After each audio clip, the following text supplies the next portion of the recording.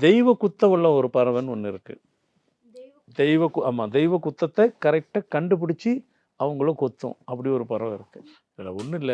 எல்லாத்துக்கும் வழக்கமா தெரியிற பறவை தான். வேற ஒண்ணும் இல்ல. மயில் தான். மயில் தெய்வ பறவை தானே! ஆமா சார். மயிலு தான் அது தெய்வ பறவைங்கிறது எல்லாத்துக்கும் தெரிஞ்ச விஷயம். அதே மயிலு மனிதர்களுடைய முன்னோர்கள் முன்னோர்களுடைய இந்த கர்ம வினை உள்ள பாவத்தை அழகா யாருக்குன்னு கரெக்ட்டா கண்டுபிடிக்கும்.